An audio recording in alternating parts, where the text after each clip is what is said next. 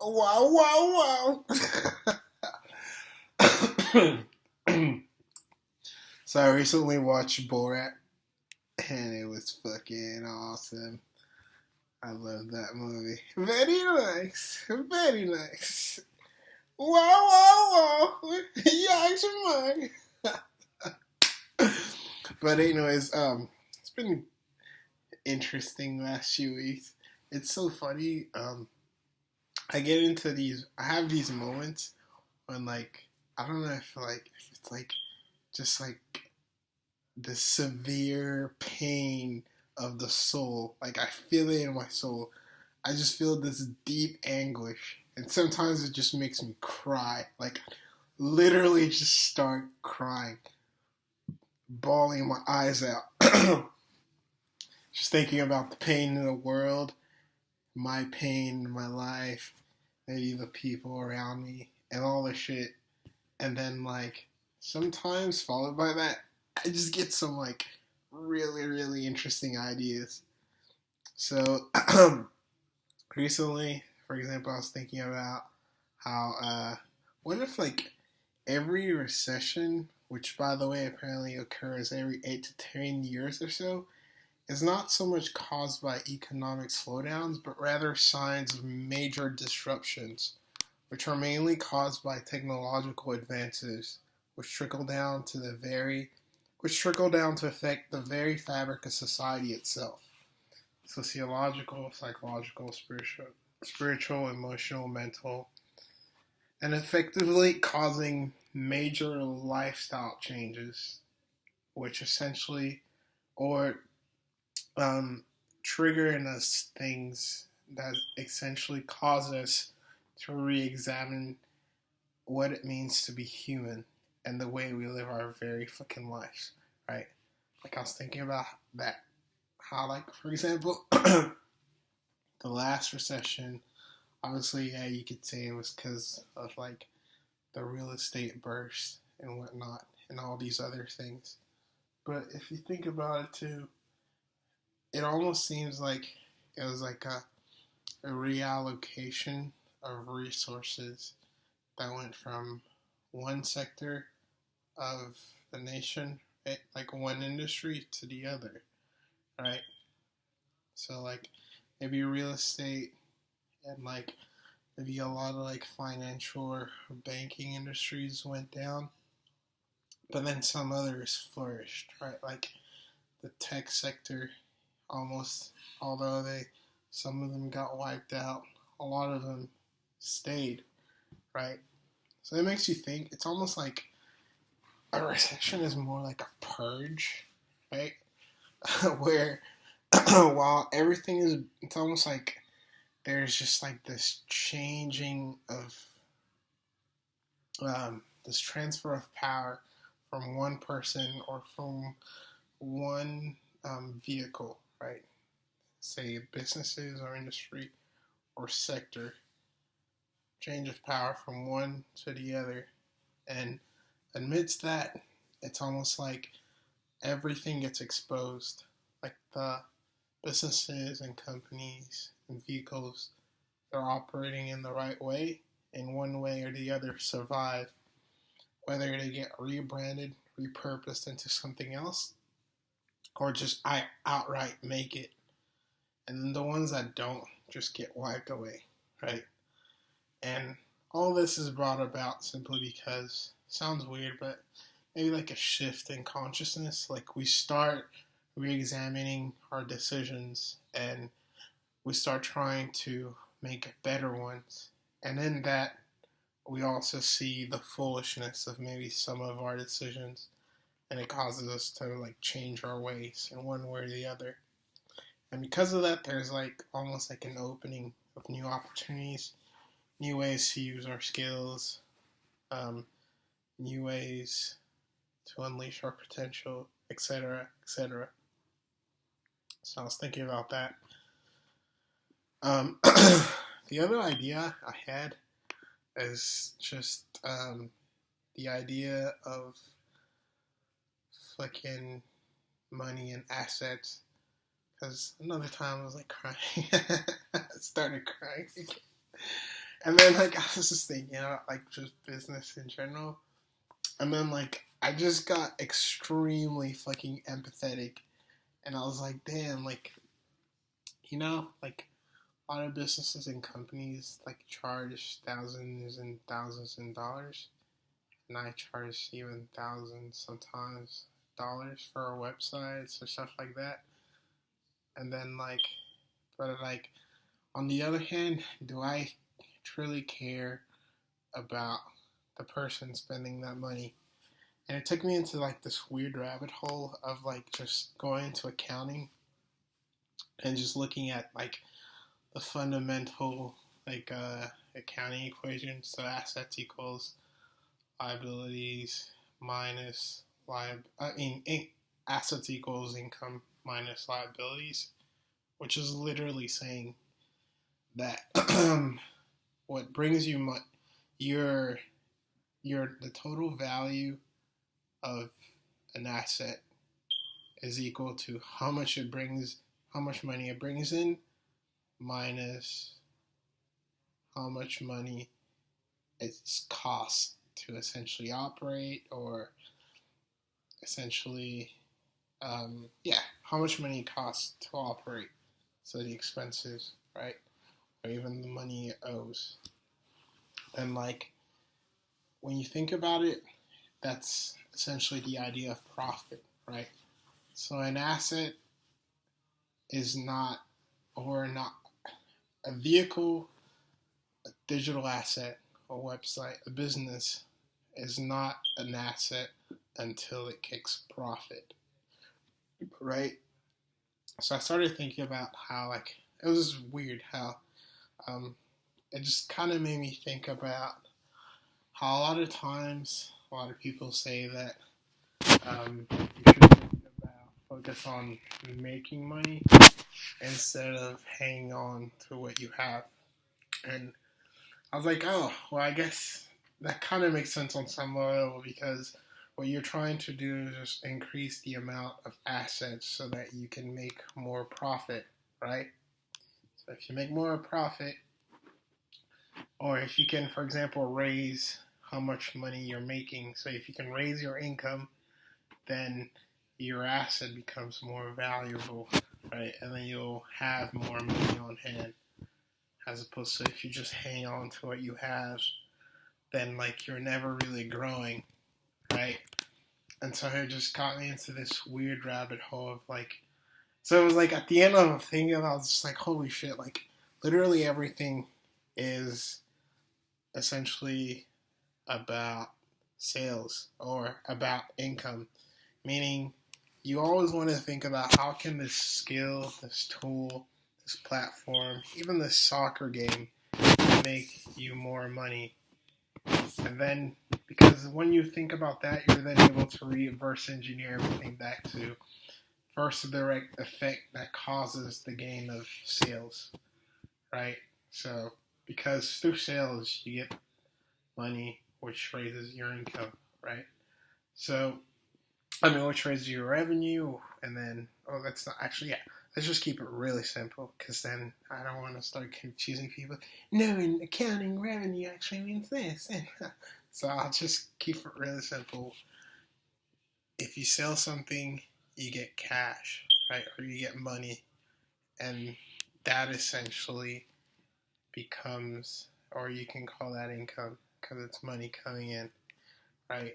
So if you can think about why the sale is necessary, meaning if you're selling something, if you think about how is this useful to that person's income, how is this thing that you're selling them an asset to them, then it's a lot easier to explain how or where their return on investment will come from.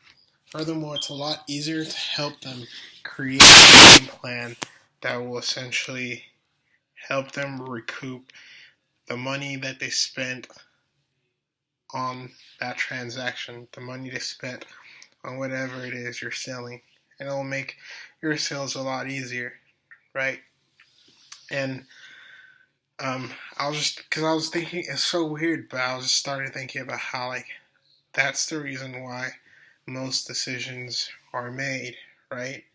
It's like how is what I'm doing going to help this business, so X, with sales and revenue and income?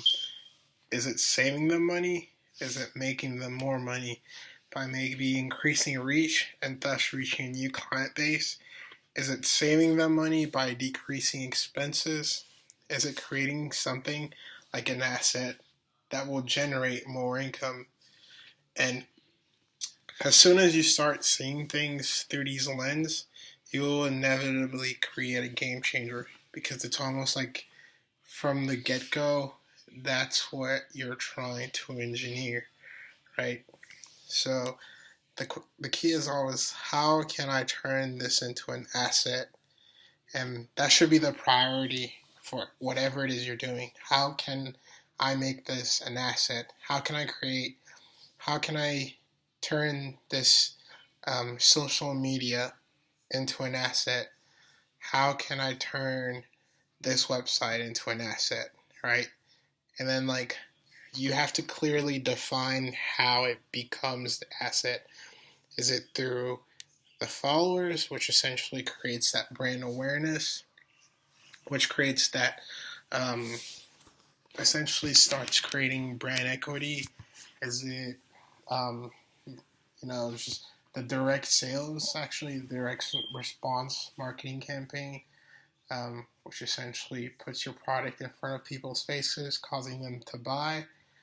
Is it, and it's funny, I was even thinking about soccer, right? Like, um, it's like, and I'm reading the shit I wrote, like game changing thought. Like soccer teams don't buy players to win teams. And at first I was like, what the fuck? This makes no sense at all. But actually it does. Because they buy teams for sales. Because they know, and I put this in quotes, maybe if I buy this player, more people will come out to games. Not only because his performance is kick ass, but because he makes the game entertaining as fuck, right? So if you know that your favorite player is now playing for that city's team and you have access to their game, you'll come out. And what does that do? That's an increase in sales. Sales and tickets, right? Sales and maybe you're going to be there and buying food, right? Maybe you're going to be there and buying his shirt, right?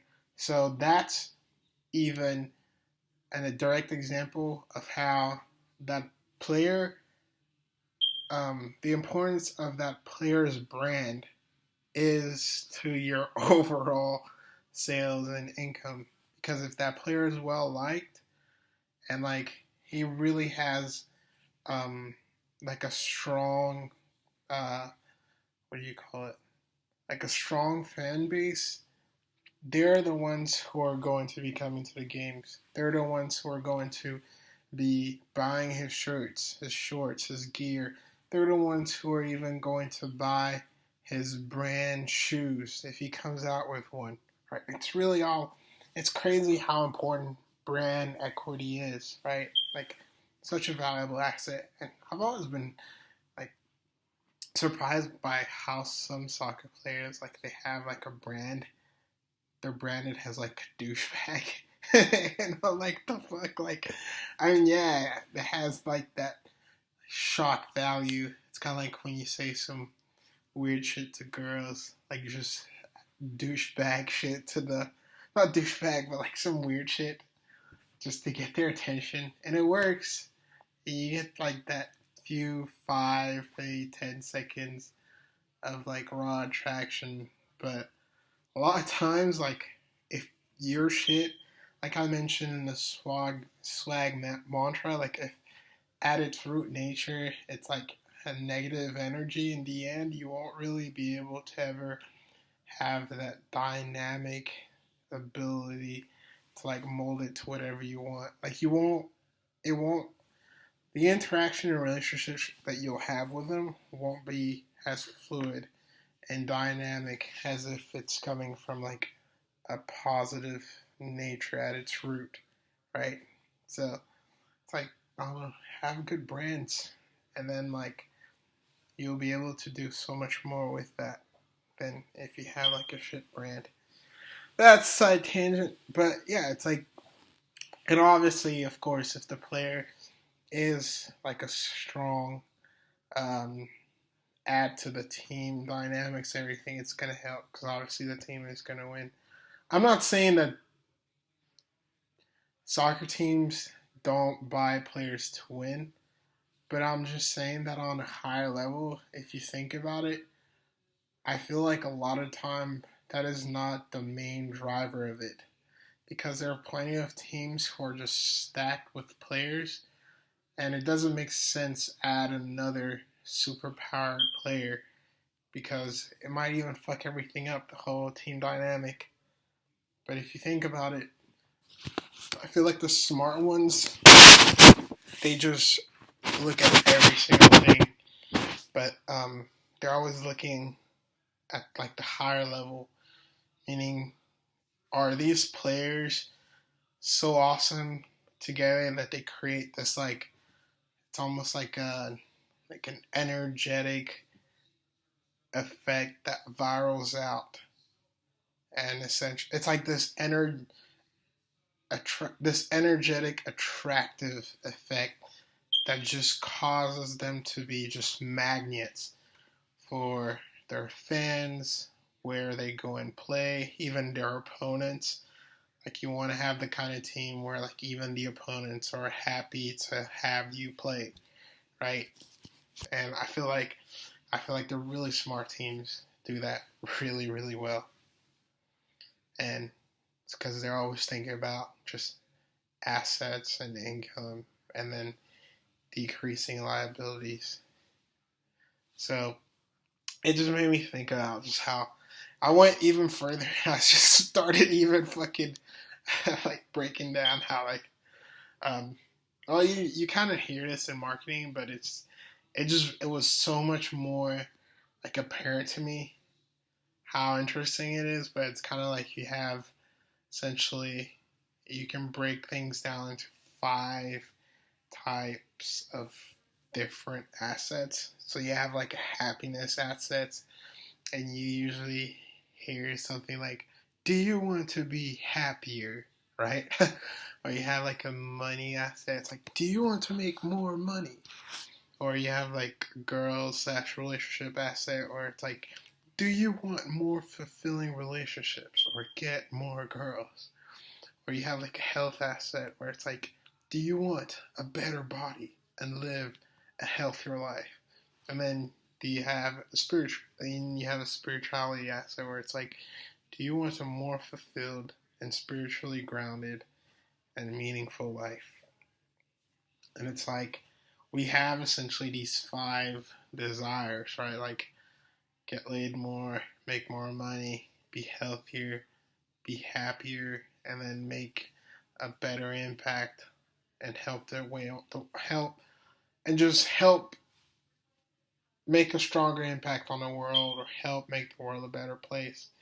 And if your product or service can help people, um,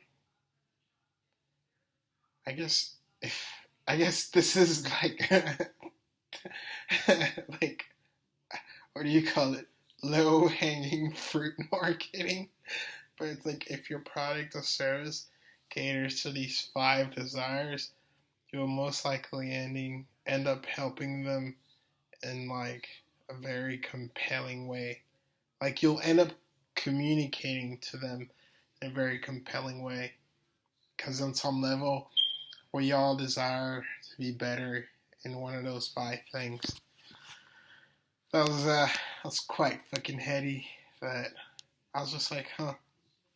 And now, like me going forward, it's like it just like like there are different like web design, uh, web uh, gurus or whatever, professionals who try to like teach people how to um, essentially operate a better web design. business or even just like a digital agency business, and like his name for one of the ones I really like is just Brent Weaver, because his stuff kind of makes sense, even though like it's like his motto is like high value work for high value pay, and it kind of makes sense to me now because um, when I think about the way he essentially um, explains it, it's all about just understanding how what you're doing is directly helping your client's bottom line. And it's not so much being a code monkey or like just like spitting out or a website builder, but it's about being like a strategist, like a business strategist, and realizing how your website or your marketing campaign, whatever it is you're doing, right? Setting them up on like um, directories online or even locally will help their bottom line. And everything is geared to affect that bottom line. So if you realize that, you're able to actually calculate your ROI for that client.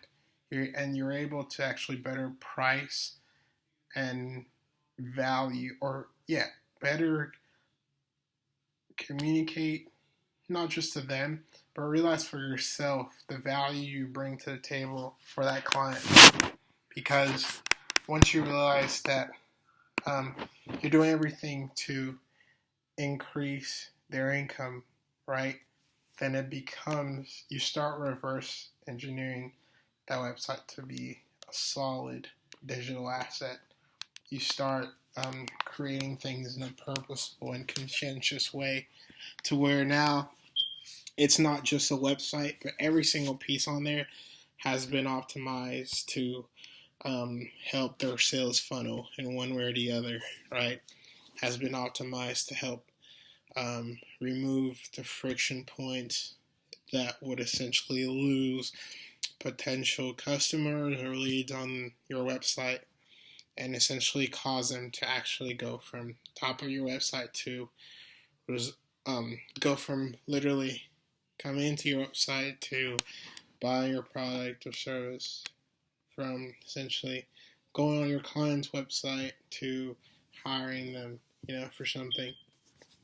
And I feel like after thinking about everything that I just mentioned, I can actually fully understand and see why his stuff works so much. Because when you have that higher purpose and that higher level understanding for your work and what you're doing, you're able to actually put more of your soul into it and do more. You're able to actually understand why you're doing SEO, and then do it in a way where it's strategic, where it actually has the highest chances of working because you understand where it fits in that overall big picture, right? And I feel like on some level it makes you feel better about what you're doing.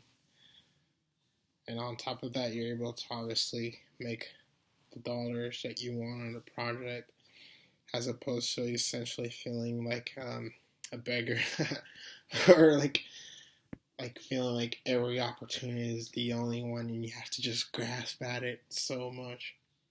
So I was just like, oh, holy shit. So yeah, it's really all about the strategy. And it's kind of funny.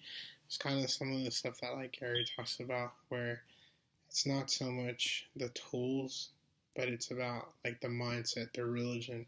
Because once you got that down, things like strategy just become so, it's like the only thing that is. And like the tool, the growth hacking techniques, all of that, they're not so much important because there are just so many ways to get something done.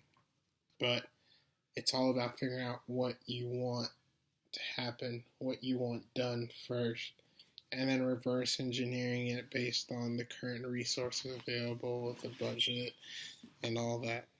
And it's just so much smarter when you think about It makes sense. It took a really long time for me to figure it out because when people were talking about it, it's like it's all about spending. It's all you gotta spend. You gotta spend money to make money. I was like, what the fuck are you talking about, bro? Like, this does not make sense. But then when I took a step back, or when I fucking cried that day and then had a eureka moment, and I was enlightened, I realized that they just weren't communicating the full picture. And it's not so much about spending frivolously, because that's stupid. It's not so much about like fucking leveraging debt or going into debt just because you can, because that's stupid too. But rather, the smart way to go about it is to fully come up with a plan that strategically, like step by step, lays out exactly how, by maybe buying this thing, you're able to raise your income, right? Like purely, literally being able to write it down in your accounting book. It's able to become an asset, and it's able to actually not only pay for itself, but then kick profit afterwards. Because at the end of the day, if something isn't profitable, then there's just no point in doing it. But that's my spiel, man. Anyways, that was a mouthful. Hope you guys get something out of this. As always, slag the fuck out. Super Mario. T.